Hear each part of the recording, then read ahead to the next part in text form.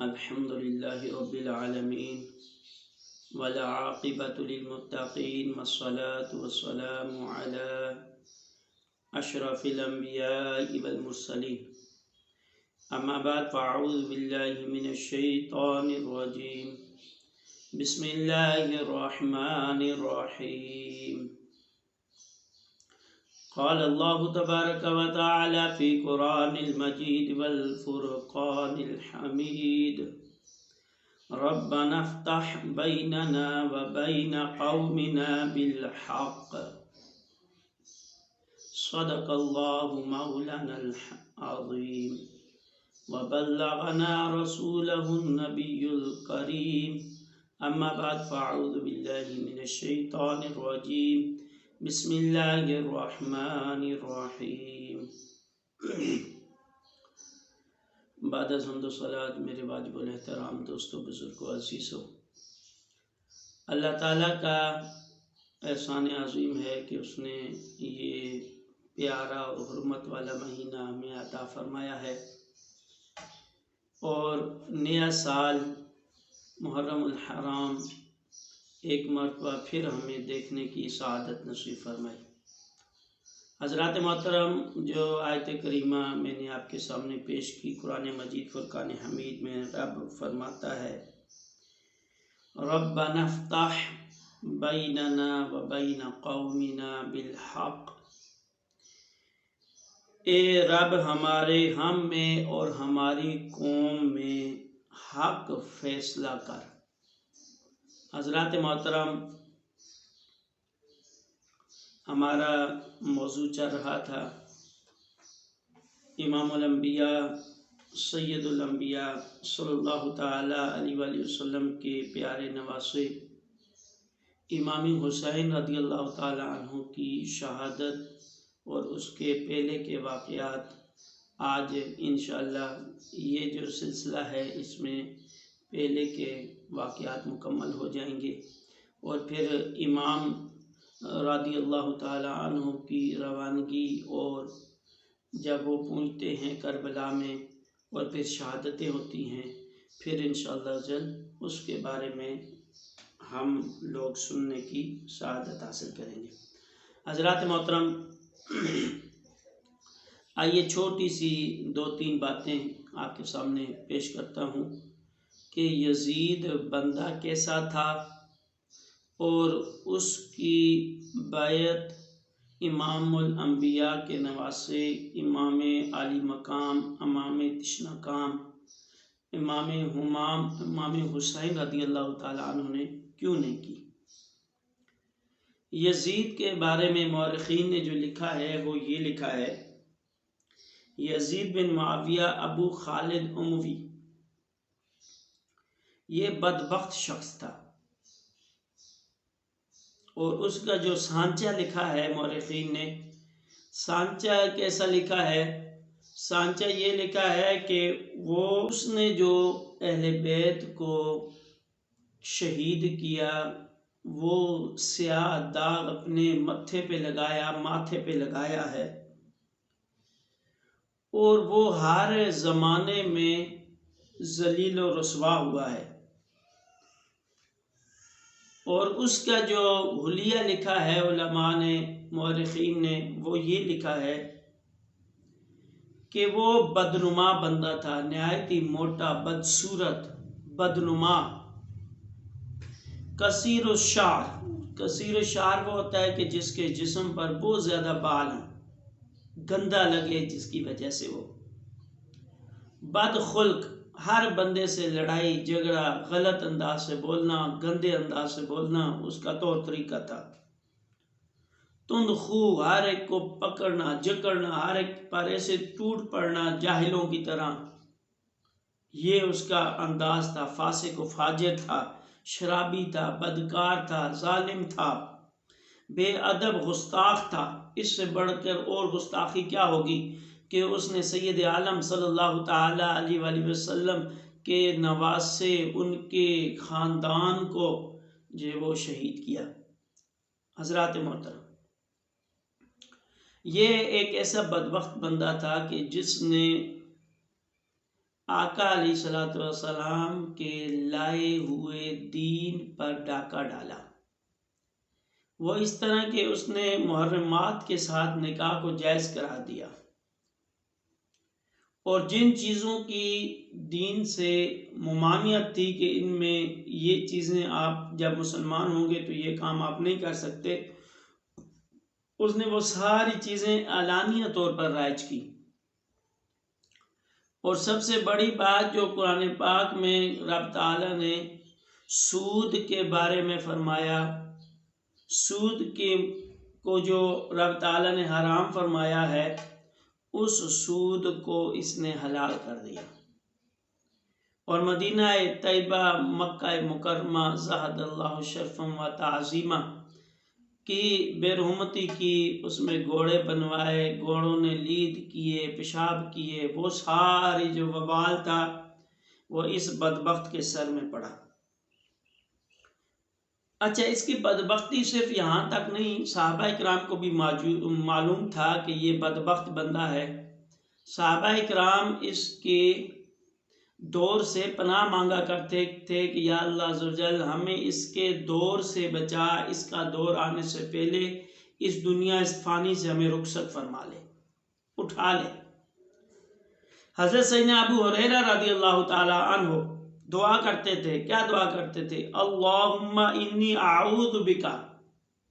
اللہم انی اعوذ بکا،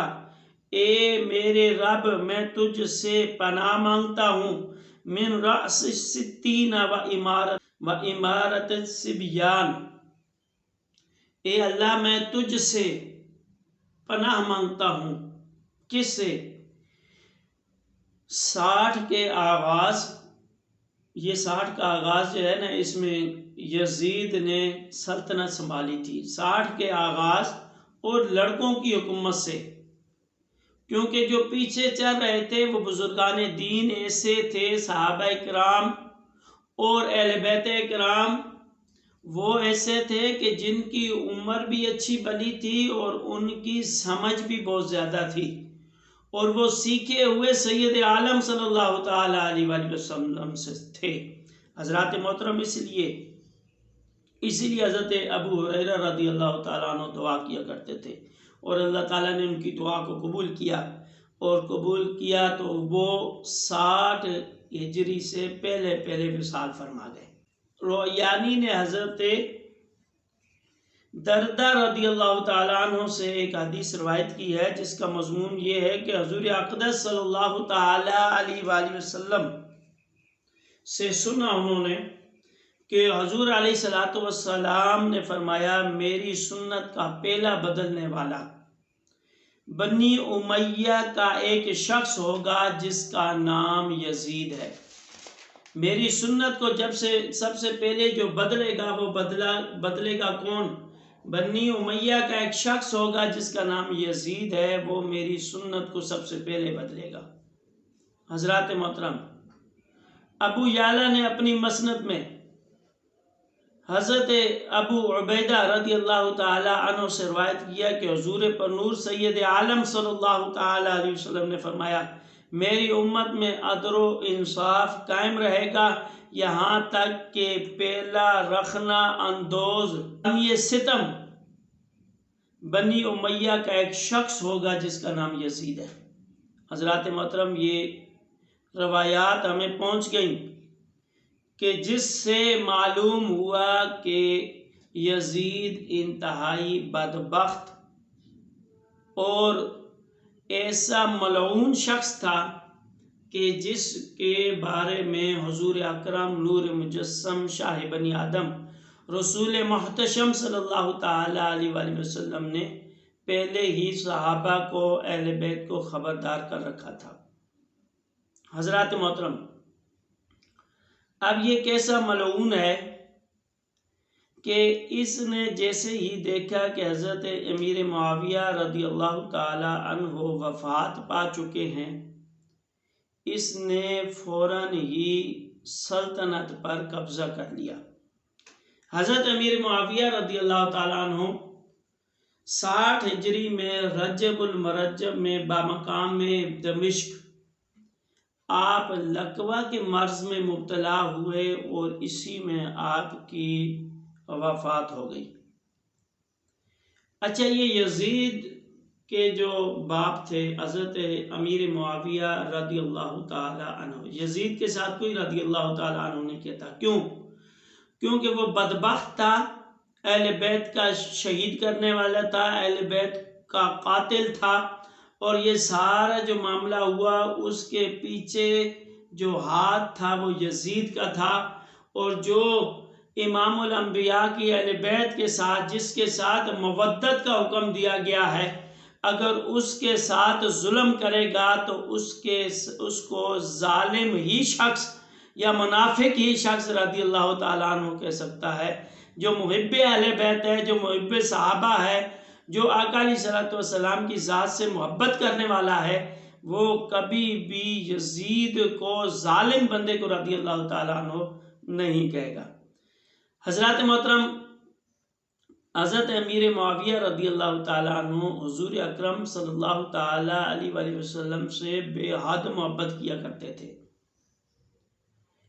اور صحابی رسول تھے، کاتب وحی تھے۔ حضرت امیر معاویہ رضی اللہ تعالیٰ عنہ کا جو سلسلہ تھا، جو محبت کا رشتہ تھا، آئیے اس کے بارے میں آپ کو ایک بات بتاتا ہوں۔ حضرت امیر معاویہ رضی اللہ تعالیٰ عنہ کے پاس آقا علیہ الصلوۃ والسلام کی ایک زرہ شریف تھی، ایک درہ مبارک تھا،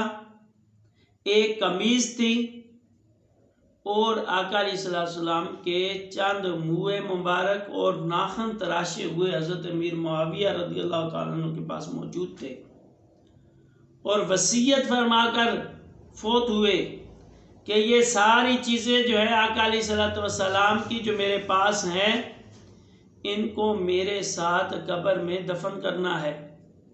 آقا علیہ الصلوۃ والسلام کی قمیض سے کفن دیا گیا، درہ مبارک ساتھ رکھا گیا، آپ کی آنکھوں اور سجدے کی جگہ جہاں پہ جن اعضاء پر سجدہ کیا جاتا ہے، ان پر حضرت امیر معاویہ رضی اللہ تعالیٰ عنہ نے کہا تھا کہ ان پہ آقا علیہ السلام کے موئے مبارک اور ناخن، جو ناخن آقا علیہ السلام کے تراشے ہوئے حضرت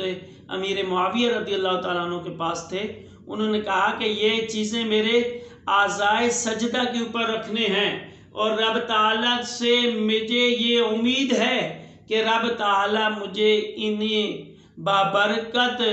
چیزوں کی وجہ سے، آقا علیہ السلام کے جو میرے پاس چیزیں موجود ہیں، اس کی برکت سے رب تعالیٰ میری مغفرت فرما دے گا۔ حضرات محترم، حضور اکرم صلی اللہ تعالیٰ علیہ وآلہ وسلم کے بدن سے چھو جانے والے کپڑے کو، یا آپ کے جو تبرکات ہیں،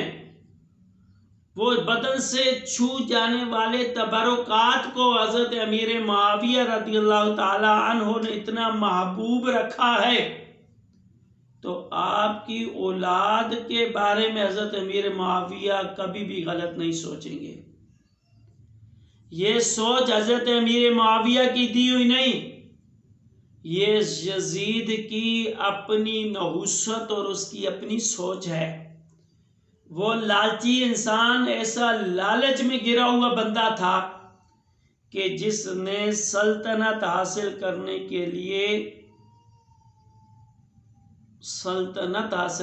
کے لیے امام الانبیاء کے نواسے کو شہید فرمایا۔ حضرات محترم، کچھ روایات میں ملتا ہے کہ حضرت امیر معاویہ نے یزید سے کہا تھا کہ میرے فوت ہو جانے کے بعد تم نے اپنا جو ہے منصب 3 بندوں کے سامنے پیش کرنا ہے، اگر وہ تمہارے منصب پر راضی ہو جائیں تو تم اس منصب پر بیٹھ جانا، اور اگر وہ راضی نہ ہو تو تمہیں بیٹھنے کی اجازت نہیں۔ ایک حضرت امام علی مقام امام حسین رضی اللہ تعالی عنہ، اور دوسرے ابن زبیر رضی اللہ تعالی عنہ، اور ایک صحابی رسول اور ہیں جن کے بارے میں فرمایا کہ یہ تینوں اگر تمہیں اجازت دے دے کہ ہاں تم اس چیز کے عائل ہو، پھر اس کے بعد تمہیں اس پر منصب پر بیٹھنے کی، سلطنت پر بیٹھنے کی، مسلمانوں کے امیر، مسلمانوں کے خلیفہ بننے کی اجازت ہوگی۔ لیکن یہ ایسا بدبخت بندہ تھا کہ اس نے حضرت امیر معاویہ رضی اللہ تعالی عنہ کی وفات کو لوگوں پر ظاہر ہی نہیں ہونے دیا، اور قریب قریب کے جو لوگ تھے حضرت امیر معاویہ رضی اللہ تعالیٰ عنہ کی وفات کے بعد ان سے خود ساختہ بیعت لینی شروع کر دی، اندر ہی اندر سے بیعت لیتا گیا،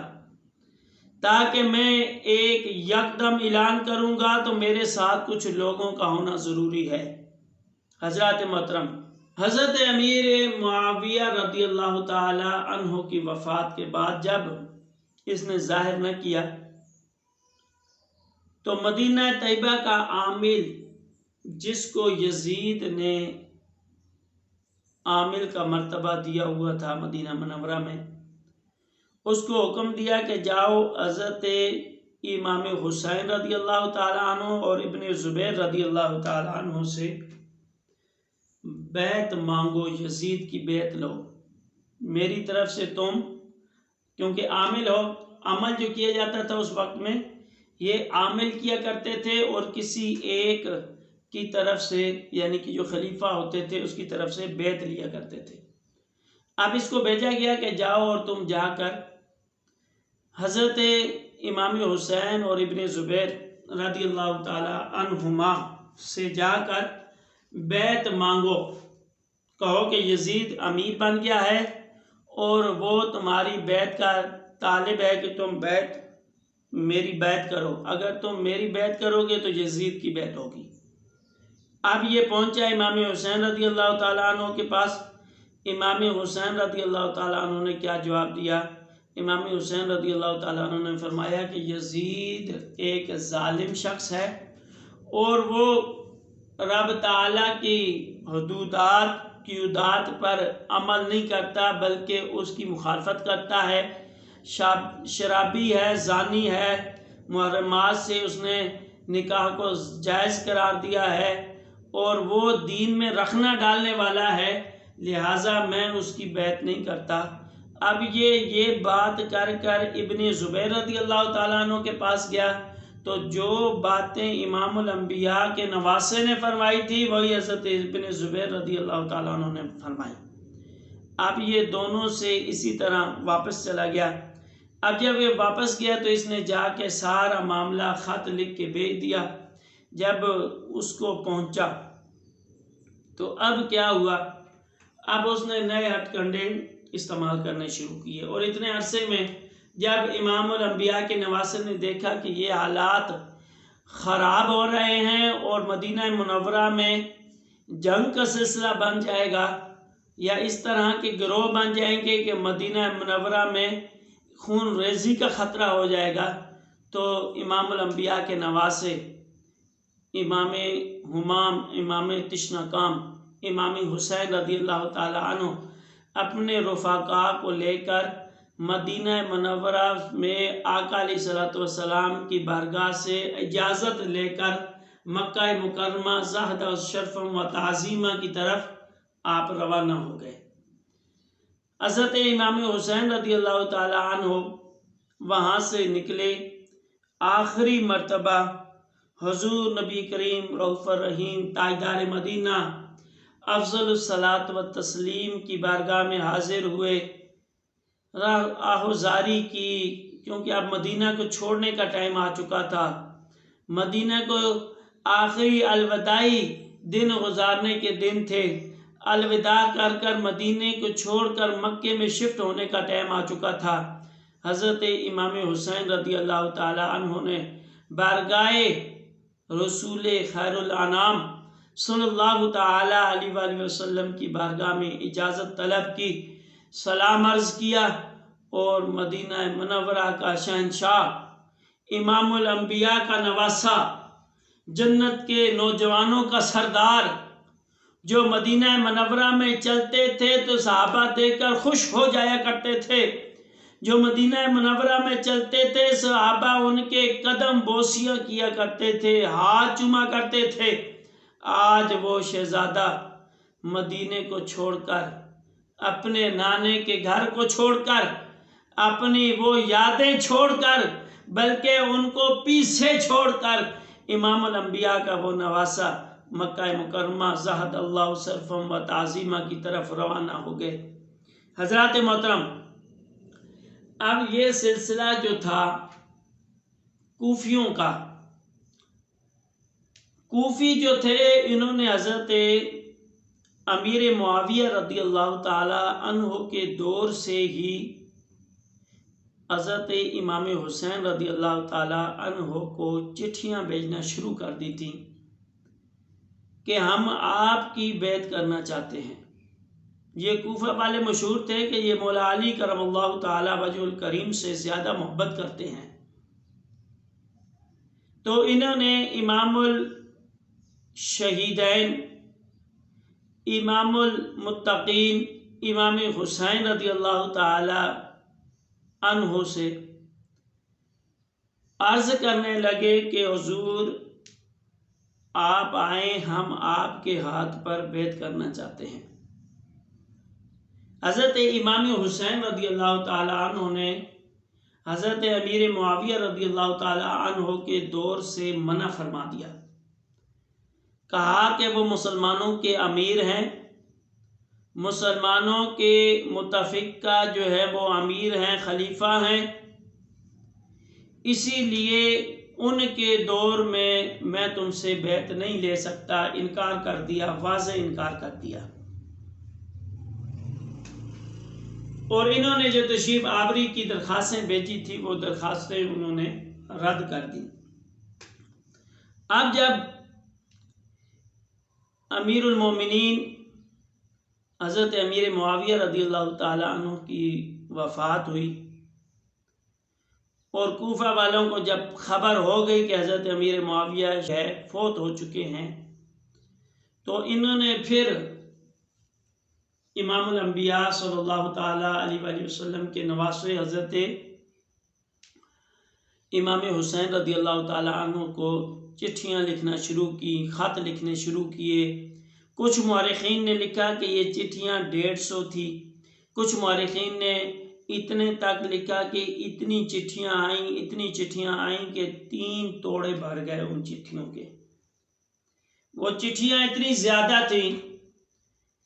اب کیونکہ صحابہ کرام بھی حضرت امام حسین رضی اللہ تعالی عنہ کو منع فرما رہے تھے، کہ منع کر رہے تھے کہ اے نواسہ رسول آپ نہ جائیے، آپ کو پتہ ہے کہ اہل کوفہ آپ سے محبت تو کرتے ہیں لیکن ہو سکتا ہے کہ ان کی تلواریں آپ کے لیے نہ اٹھیں۔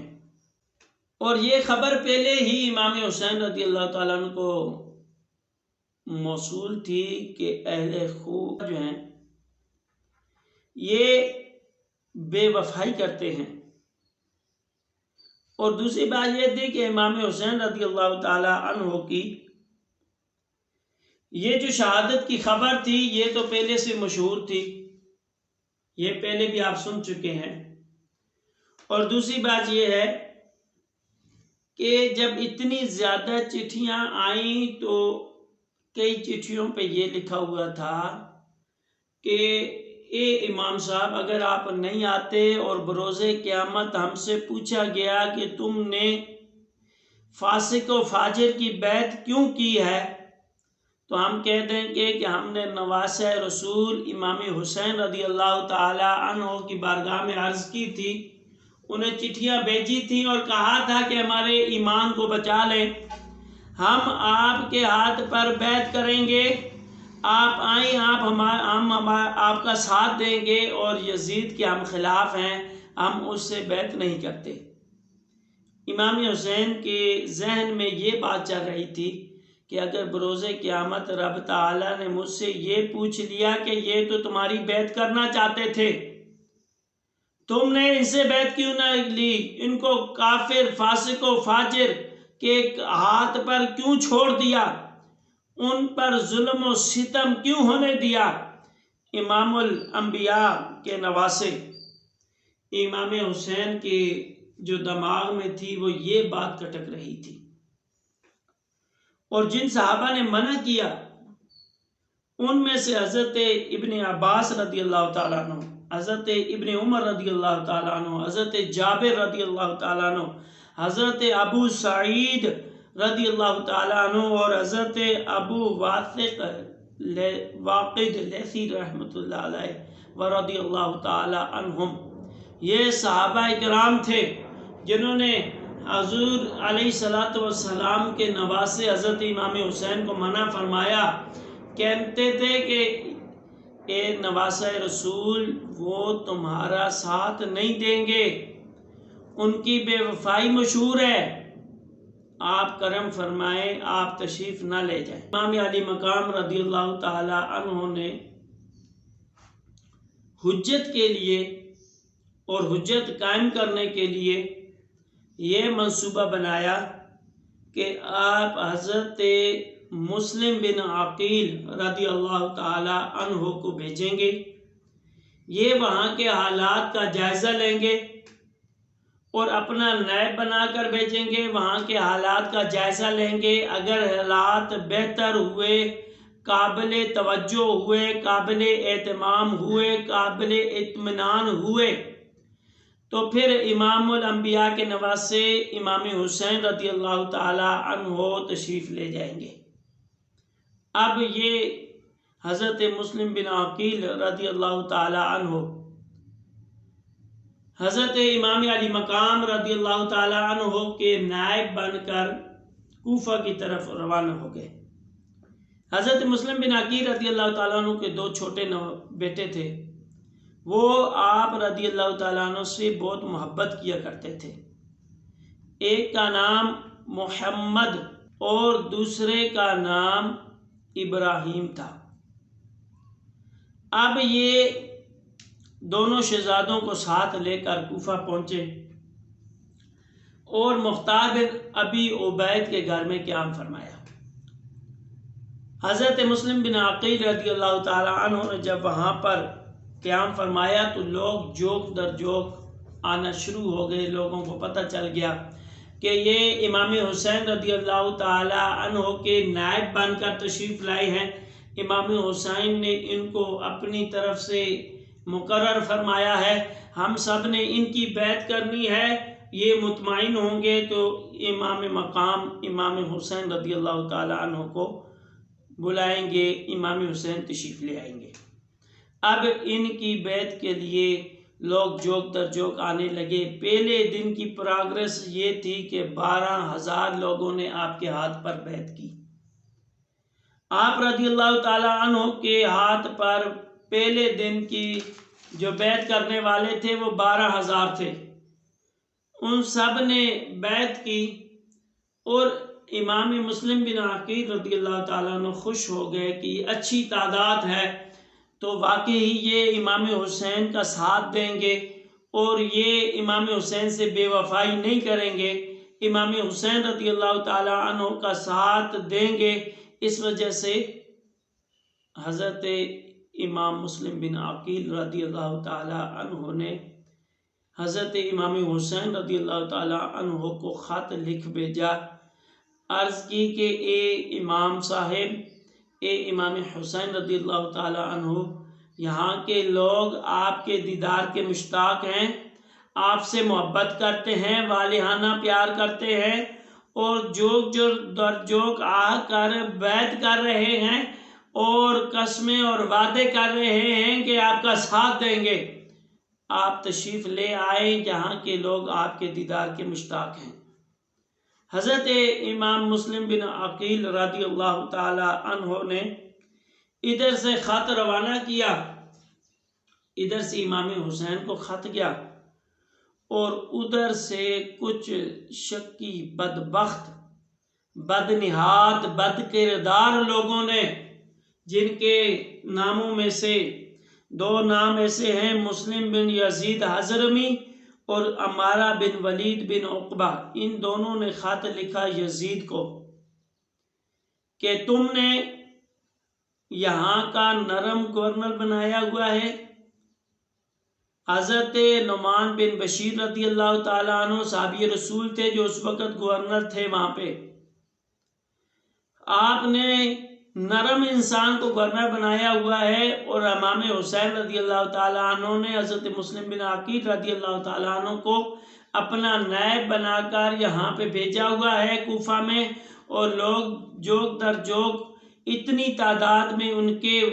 بیعت کر رہے ہیں، ان کی بیعت میں آ رہے ہیں، اور یہاں کے حالات چینج ہو رہے ہیں۔ جو چیز تو سوچ رہا ہے اگر تو چپ رہا تو وہ کام تو نہیں کر سکتا، لوگ تیرے مخالف ہو جائیں گے۔ اب انہوں نے خط بنو کے یزید کو بھیجا، اور ادھر سے حضرت مسلم بن عقیل رضی اللہ تعالی عنہ نے خط بھیجا امام الانبیاء کے نواسے امام حسین رضی اللہ تعالیٰ عنہ کو، اور حالات سے مطلع کیا کہ حالات مطمئن ہیں، آپ تشریف لے آئیں۔ اب جب یزید کے پاس خط پہنچا تو اس نے یہ ساری چیزیں پڑھی، تو یزید کا جو جسے ہم کہتے ہیں کہ نائب جو تھا وہ عیسائی تھا، کافر تھا۔ اب یزید نے اسے مشورہ کیا، اس نے مشورہ دیا کہ بصرہ کا گورنر ہے عبید اللہ بن زیاد، یہ سخت دل بندہ ہے، اگر تم چاہتے ہو کہ وہاں پہ تم حکومت کرو کوفہ میں، تو پھر حضرت نعمان بن بشیر رضی اللہ تعالیٰ عنہ کو معزول کرو اور عبید اللہ ابن زیاد کو وہاں پہ بھیج دو۔ اچھا، عبید اللہ ابن زیاد کے بارے میں کچھ مورخین نے لکھا ہے کہ یہ ولد الزنا تھا، حرامی تھا یہ، اس کے والد کی بھی کئی مرتبہ خبر نہیں ملی کئی مورخین کو کہ اس کا والد کون ہے۔ بہرحال یہ سخت دل بندہ تھا اور اتنا بدبخت تھا کہ اس نے بھی امام الانبیاء صلی اللہ تعالیٰ علیہ وآلہ وسلم کے نواسے اور ان کے رفقا کے ساتھ بڑا ظلم کیا۔ اب جب حضرت نعمان بن بشیر رضی اللہ تعالیٰ عنہ کو معزول کر دیا گیا، اب طریقہ کیا ہوا، طریقہ کیا بنایا گیا تاکہ کوفہ کی عوام مشتعل بھی نہ ہو، ان کو پتہ بھی نہ چلے، اور انداز بھی ایسا ہو کہ انہیں سمجھ بھی نہ آئے اور ہمارا کام ہو جائے۔ طریقہ کار کیا ہوا، عبید اللہ بن زیاد نے کیا طریقہ اپنایا؟ طریقہ یہ تھا کہ یہ بصرہ سے پہلے حجاز گیا، وہاں سے اس نے حجازی لباس پہنا اور اپنے ساتھ جو اس کے رفقا تھے ان میں سے آدھوں کو پیچھے بھیجا اور کچھ کو اپنے ساتھ لے کر آیا، اور انداز اس کا یہ تھا کہ یہ مغرب اور عشاء کے درمیان داخل ہوا، اور راستہ بھی وہ اپنایا کہ جس راستے سے امام حسین رضی اللہ تعالیٰ عنہ نے آنا تھا،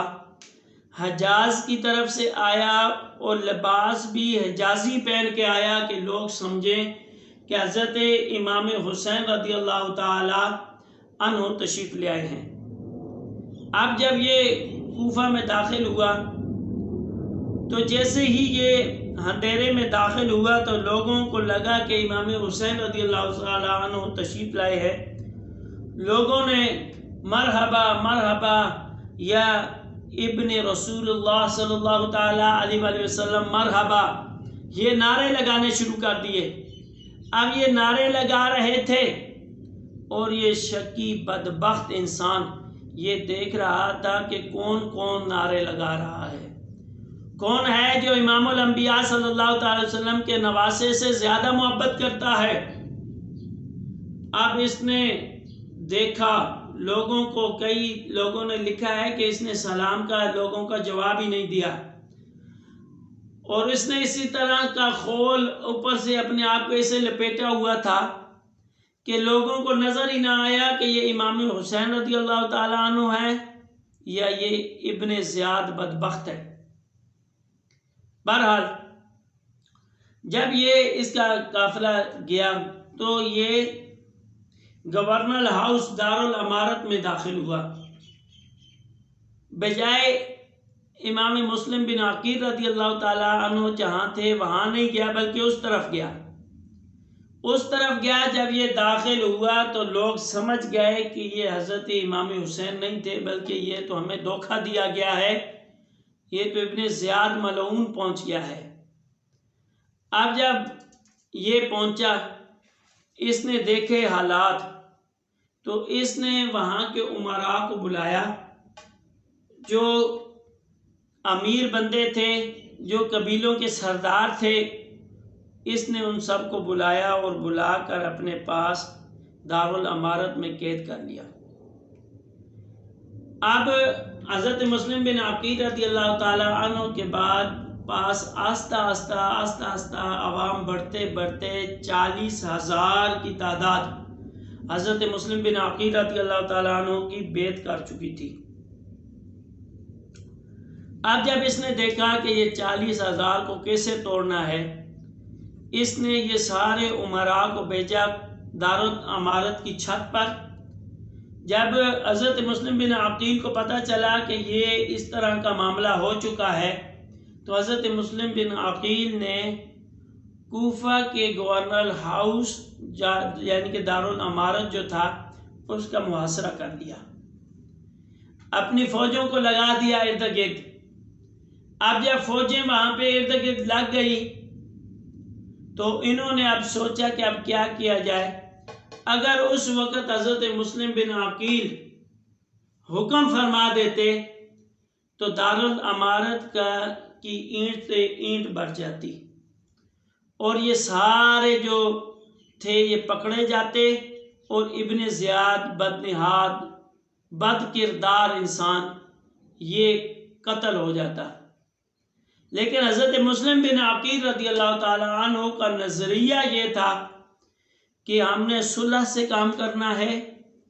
اور خون خرابے سے بچنا ہے، خون خرابہ نہ ہو بلکہ صلح صفائی کے ساتھ آپس میں طے ہو کر یہ معاملہ طے ہو جائے۔ حضرات محترم، اب ابن زیاد نے جو طریقہ اپنایا اس پہ لوگ دارالامارت کی چھت پر گئے، جو انہوں نے اوپر جا کر اپنے رشتہ داروں کو بلایا اور کہا کہ ہم مر جائیں گے،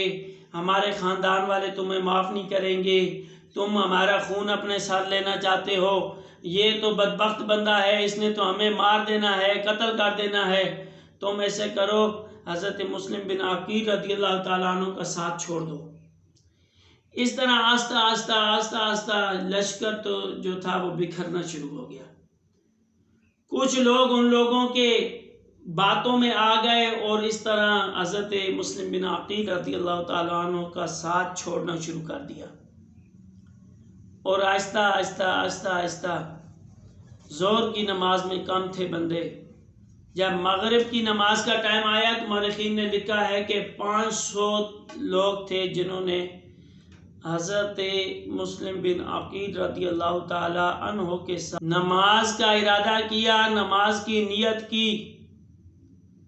لیکن جب حضرت مسلم بن عقیل رضی اللہ تعالی عنہ نے سلام پھیرا تو پیچھے ایک بندہ بھی نہیں تھا۔ اس سے آپ کو ایک بات بھی پتہ چلے گی، وہ کیا؟ کچھ مورخین نے لکھا ہے کہ جب یہ نماز پڑھ رہے تھے، مغرب کی نماز پڑھ رہے تھے، تو اس دوران نماز میں کچھ لوگوں نے ہاتھ جو باندھے ہوئے تھے انہوں نے ہاتھ چھوڑ دیے، ہاتھ باندھے ہوئے۔ ایک نے دوسرے سے پوچھا یا یہ سوچ کے چھوڑے کہ اگر کسی نے ہم سے پوچھ لیا کہ تم تو نماز میں کھڑے ہوئے تھے، حضرت مسلم بن عقیل کے ساتھ تھے، تو انہوں نے کہا یہ سوچ کر ہاتھ چھوڑ دیے کہ اگر ہم سے کسی نے پوچھا تو ہم یہ کہیں گے نہیں، ہم تو دیکھنے آئے تھے کہ کون کون مسلم بن عقیل رضی اللہ تعالی عنہ کے ساتھ ہے اور کون کون ان کی مخالفت میں ہے۔ اب یہ بھی آپ سمجھ لیں کہ جو نماز میں ہاتھ چھوڑ کر نماز پڑھتے ہیں وہ کن کے ساتھ ہے۔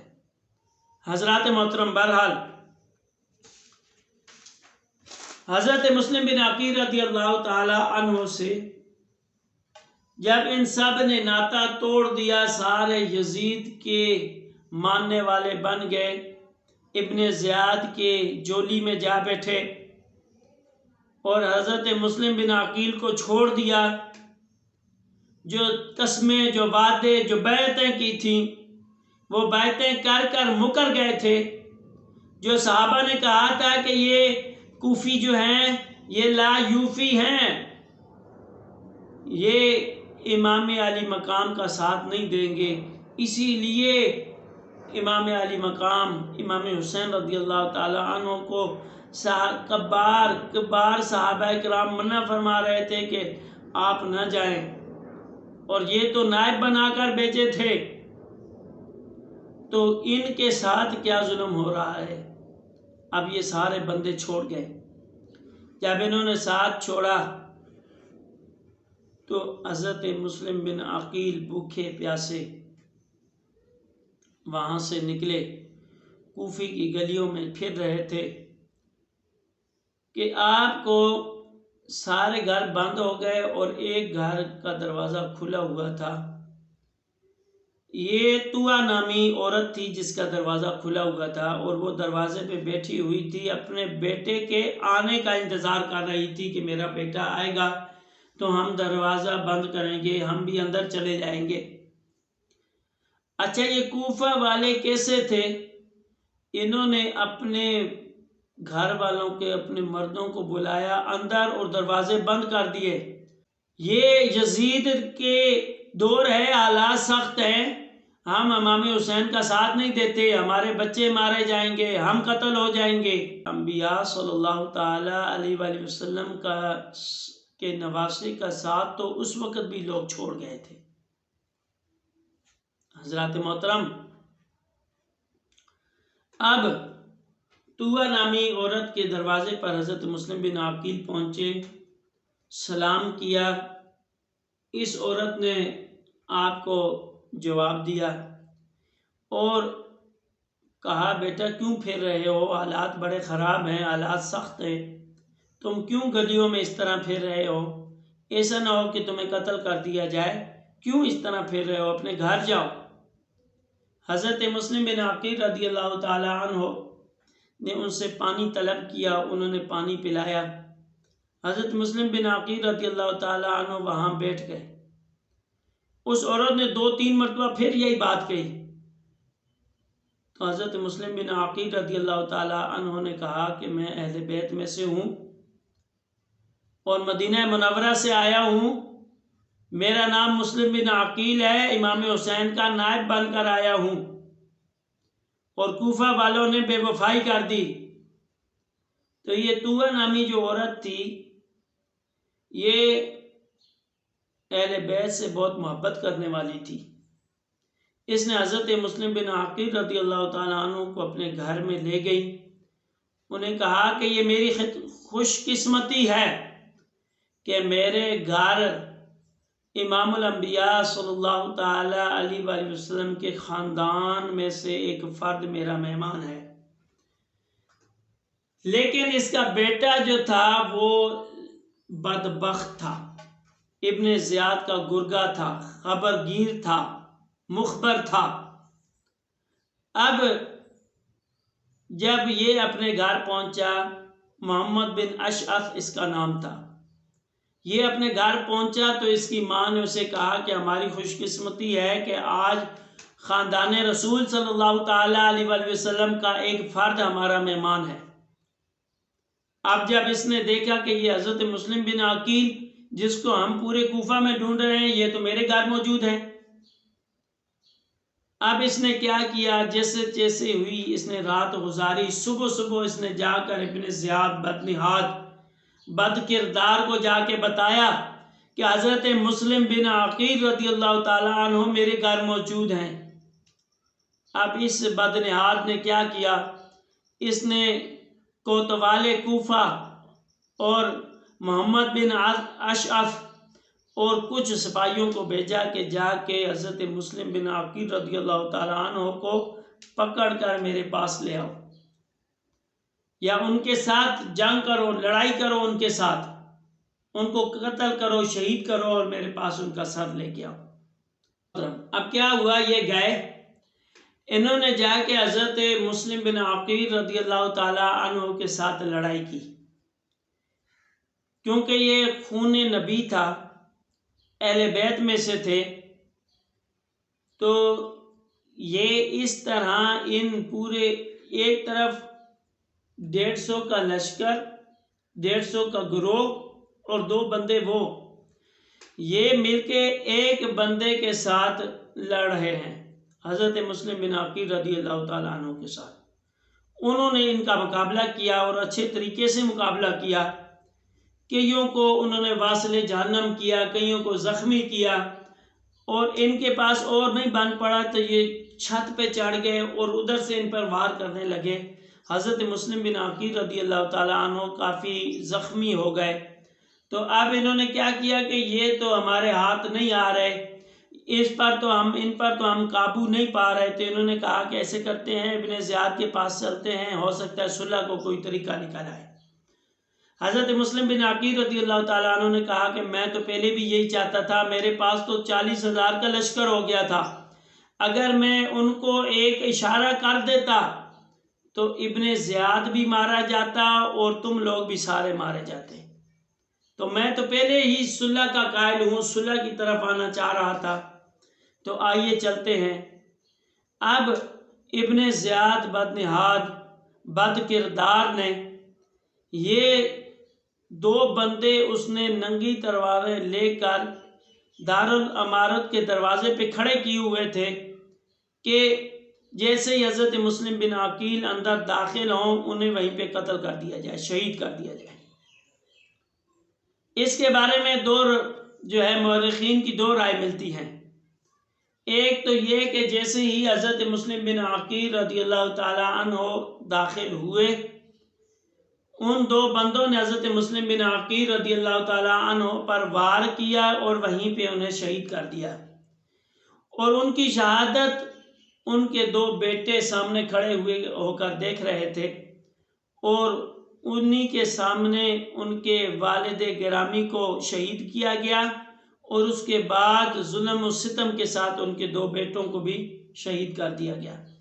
اور کچھ مورخین نے لکھا ہے کہ حضرت مسلم بن عقیل پہنچے، آپ کا مکالمہ ہوا ابن زیاد سے، ابن زیاد نے کہا کہ تم یزید کی بیعت کرو اور امام حسین رضی اللہ تعالیٰ عنہ کو بھی راضی کرو کہ وہ بھی یزید کی بیعت کریں، اس صورت میں تمہیں چھوڑ سکتا ہوں، اور امام حسین کو بھی بخش سکتے ہیں کہ وہ کوفہ نہ آئیں اور وہ بچ جائیں گے اس شکل میں۔ اگر امام حسین اس وقت یہ کام کر جاتے، یزید کی بیعت کر لیتے، تو آپ کے پاس ظاہراً تو مال آ جاتا، لیکن لوگوں کے اندر سے وہ جو محبت رسول ہوتی جو ابھی ہے، یا لوگوں کے اندر جو حلال و حرام کا جو فرق ہوتا وہ ختم ہو جاتا، اور لوگ ہر بات پہ امام حسین رضی اللہ تعالیٰ عنہ کو دلیل بناتے کہ انہوں نے یزید کو جانتے ہوئے کہ فاسق و فاجر ہے، یہ جانتے ہوئے کہ وہ حرام کو حلال کر رہا ہے، وہ یہ جانتے ہوئے کہ وہ سود کو جائز کہتا ہے، یہ جانتے ہوئے بھی ان کی بیعت کر لی۔ جب امام حسین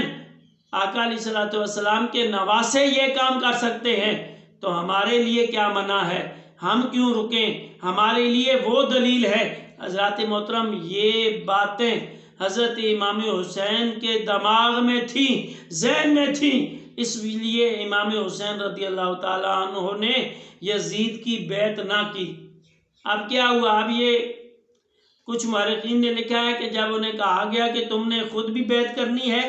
اور امام حسین رضی اللہ تعالیٰ عنہ سے بھی کہنا ہے کہ وہ یزید کی بیعت کرے، تو اب کیا ہوا، حضرت مسلم بن عقیل نے صراحتاً نفی کر دی، کہا کہ یزید ظالم شخص ہے،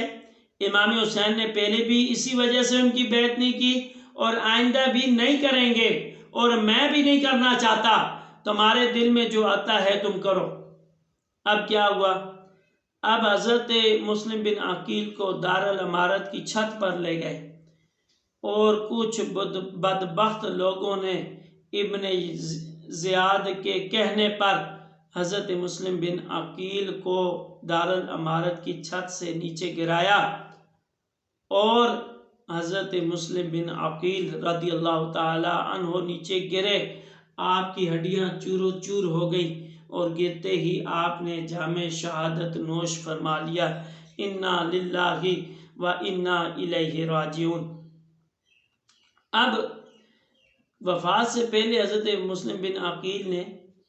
کہا کہ میں ایک دو وصیتیں کرنا چاہتا ہوں، تو آپ کے قبیلے کا تھا، اس قبیلے کے بندے کو بلایا اور کہا کہ میری 3 نصیحتیں ہیں،